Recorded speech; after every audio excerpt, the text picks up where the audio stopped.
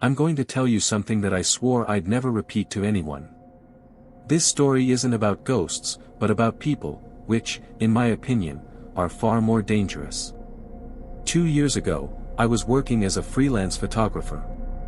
One evening, I got an email from a man named Victor. He said he had seen my work online and wanted me to photograph a private gathering in a small rural town about 4 hours away. The pay was ridiculously high, more than I usually make in a week, and he even offered to cover travel expenses. At the time, I didn't think much of it. I just saw the money and agreed. When I arrived, the town felt wrong. The streets were empty, no children playing, no music, no dogs barking, just silence. The air smelled faintly of smoke, even though there were no chimneys around. The meeting place was an old stone building at the edge of a dense forest. It looked abandoned from the outside, but inside it was lit with warm, flickering light from dozens of candles. Victor greeted me immediately. He was tall, thin, with skin stretched tight over his bones, and he never seemed to blink. He led me into a large hall filled with about 30 people, all wearing black robes with hoods up. Their faces were hidden except for their mouths, which were all smiling. They didn't say a word to me. They just stared. Victor told me I'd be documenting a ceremony, and to stay out of the way. I remember thinking it was some kind of performance art, maybe a themed dinner, but as soon as the chanting started, I knew I was wrong. It began as a low hum, deep and rhythmic. The voices merged into something that didn't sound human anymore.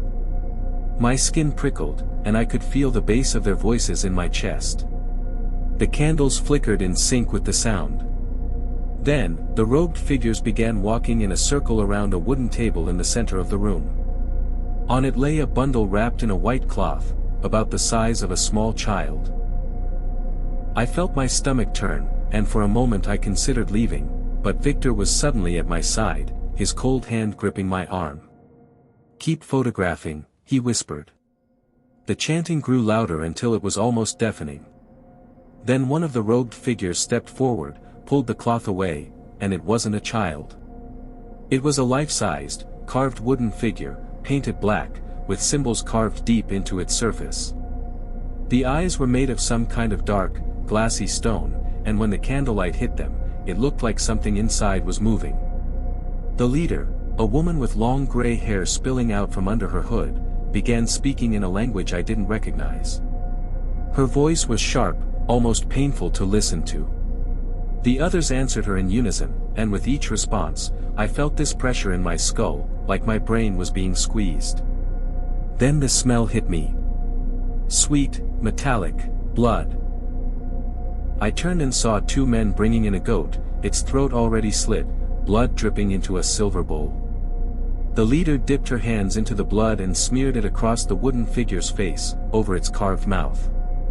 The room grew hotter, the candle flames stretching unnaturally tall, and the shadows on the walls began moving, not flickering, but crawling upward, as if trying to escape.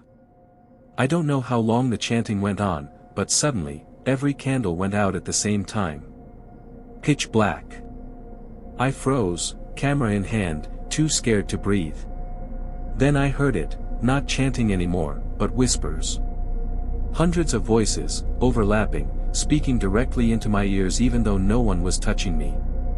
When the candles came back on, every single robed figure was standing inches from me, their hoods down. And every face was wrong. Their eyes were solid black, their skin pale like wax, and their mouths stretched into impossible grins. Victor leaned in so close I could feel his breath on my ear and said, "Now, you belong to us." I don't remember leaving. My next memory is waking up in my own bed at home with my camera lying on the floor beside me. Every photo I had taken was just black, except one. The last photo was of me, standing in that candlelit room, with the robed figures behind me, and their hands on my shoulders. I never went back to that town, but sometimes at night, I hear the same low hum outside my window. And when I look in the mirror, just for a second, I see my eyes turning black.